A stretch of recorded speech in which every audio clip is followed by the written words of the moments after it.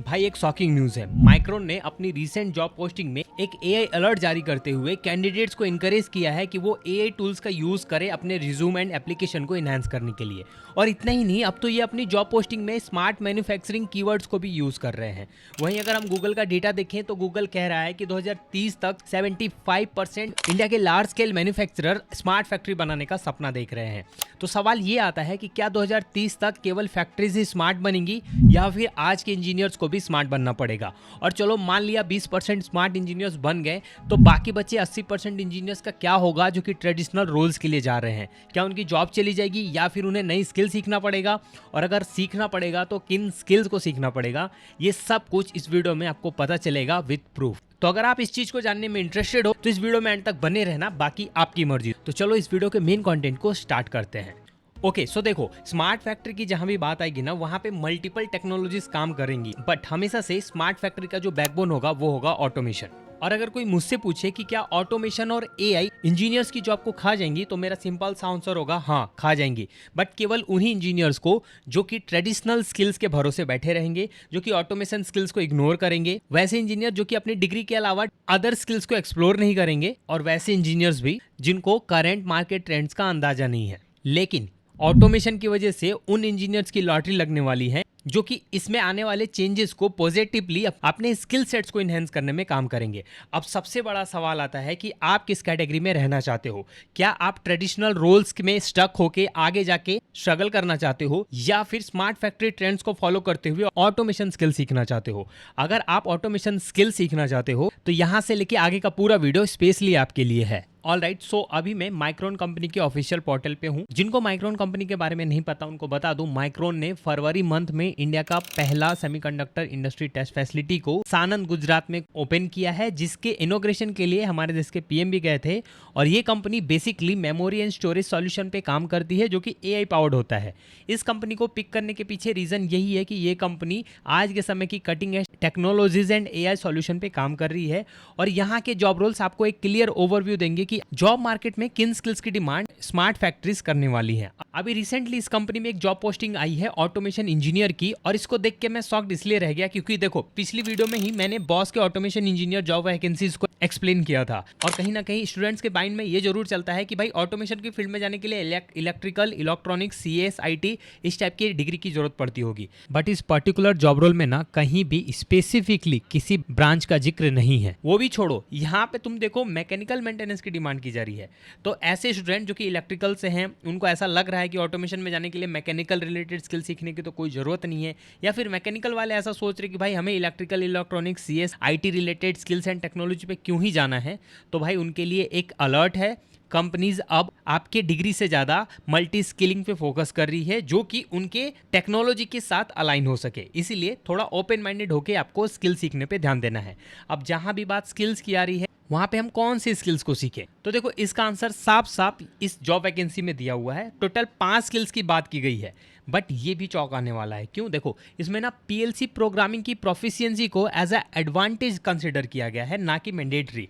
हालांकि मेरे हिसाब से अगर मैं अपना एक्सपीरियंस बताऊं, तो चाहे आप मैकेनिकल से हो, इलेक्ट्रिकल से हो, इलेक्ट्रॉनिक्स से हो, अगर आप ऑटोमेशन में करियर बनाना चाह रहे हो तो भाई कहीं ना कहीं आपको पीएलसी को मैंडेटरी रखना होगा। और आप कैसे फ्री में सीख सकते हो ये भी मैं आपको बताऊंगा। नेक्स्ट है मशीन मेंटेनेंस की नॉलेज मांगी गई है। देखो, कॉलेज में तो कहीं भी मशीन का जिक्र था नहीं, ना ही मशीन को ठीक करने का मौका मिला, तो इस स्किल को सीखना आपके लिए थोड़ा चैलेंजिंग रहेगा। कैसे सीखना है आगे जानेंगे। नेक्स्ट है कोबोट्स एंड रोबोट्स की टीचिंग एंड प्रोग्रामिंग। अब ये रोबोट्स तो सुना है, कोबोट्स क्या है? देखो, cobots stand for collaborative robots. ये नए जमाने के रोबोट्स हैं जो कि ह्यूमन बींग्स के साथ कोलैब करके काम कर सकते हैं सेफ्टी फीचर्स के साथ, और इन्हें आप रोबोट्स का एडवांस वर्जन कह सकते हो। थोड़ा ऊपर जाओगे ना तो कुछ ऐसे टूल्स एंड टेक्नोलॉजी की बात की गई है ना, जिसका मैक्सिमम इंजीनियर्स को तो पता भी नहीं होता। जैसे कि देखो, ASRS, AMR, AGB, cobots, material tracking tools. क्या आपको ASRS, AMR एंड AGB का फुल फॉर्म भी पता है? कमेंट करके बताना।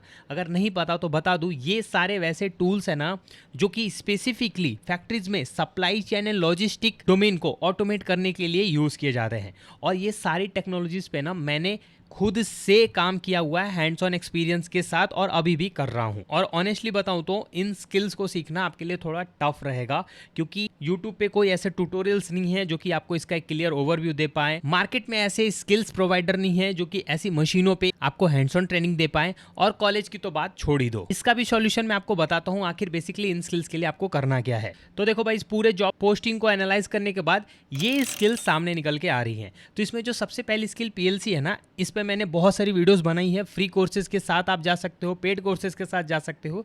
तो मैं आपसे रिक्वेस्ट करूंगा कि आप मेरी पुरानी वीडियो को रेफर करो पीएलसी सीखने के लिए। मशीन मेंटेनेंस को सीखने के लिए आपको थोड़ा ट्रिकी बनना पड़ेगा। ट्रिकी इसलिए, जो लोग फ्रेशर हैं है ना, उनको जब भी जॉब पोस्टिंग की बात आती है ना, तो हमेशा से मेंटेनेंस डिपार्टमेंट को चूज करने पे फोकस करना होगा, अगर ऑटोमेशन की फील्ड में जाना आपका टारगेट है तो। अब इसके लिए क्या हैक यूज करना है वो थोड़ी देर में बताता हूं, बट अब बारी आती है रोबोट्स एंड कोबोट्स को कैसे सीखा जाए। तो देखो, इसके लिए ना हमेशा से पेड ट्रेनिंग और ऑफलाइन ट्रेनिंग ही वैल्यूएबल होगा, जिसके लिए आप टाटा IIS या फिर tool room and training centre जितने भी इंडिया में ऑपरेट हो रहे हैं वहां पे एडमिशन लेने का ट्राई कर सकते हो। बट वैसे स्टूडेंट जिनके पास टाइम और बजट दोनों नहीं है ना, वो NPTEL and swam.com पे जाके robots and cobots related technology का एक ओवरव्यू ले सकते हैं, जो कि फ्रेशर लेवल पे आपको जॉब दिलवाने में हेल्प करेगा। अब ASRS, AMR, AGB, conveyor, automated material handling system, इनकी नॉलेज कहाँ से ले? पहला तरीका है कि अगर मेंटेनेंस रिलेटेड जॉब मिल रही है और आपके वर्क इन्वायरमेंट में ये सारी फैसिलिटीज हैं, तो भाई घुस जाओ, कहीं ना कहीं जुगाड़ लगा के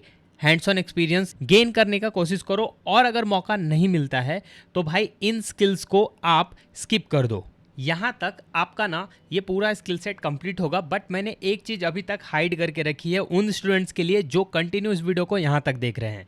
देखो, सिंपल सी बात है, यहाँ पे ना प्रोजेक्ट पार्टिसिपेशन के अलावा क्रॉस फंक्शनल कोऑर्डिनेशन की भी बात की गई है, और ये हर जॉब रोल के लिए बहुत इंपॉर्टेंट है, क्योंकि इसमें आपको documentation, networking as well as soft skills के साथ काम करना पड़ता है। और इन स्किल्स को सीखना सबसे ईजी है और स्टूडेंट इन्हीं स्किल्स को स्किप कर देते हैं।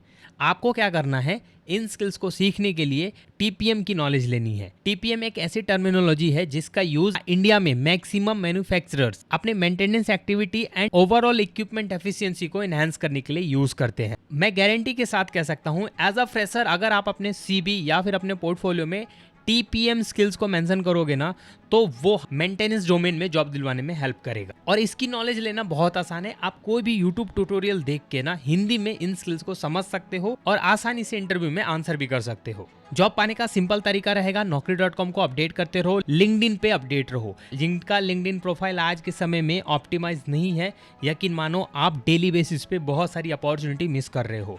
और आपकी हेल्प करने के लिए ना मैंने एक प्रॉपर स्ट्रक्चर रेडी किया है PDF फॉर्म में। अगर आपको ये PDF चाहिए तो कमेंट करो PDF, और मैं इसका लिंक आपको डायरेक्टली फ्री में भेज दूंगा। और अगर तुमको मेरे एक्सपीरियंस से पर्सनल मेंटरशिप चाहिए ना, ताकि तुम रैपिडली इस फील्ड में ग्रो कर सको, तो तुम मुझे टॉपमेट पे कनेक्ट कर सकते हो 1-on-1 वीडियो कॉल के लिए।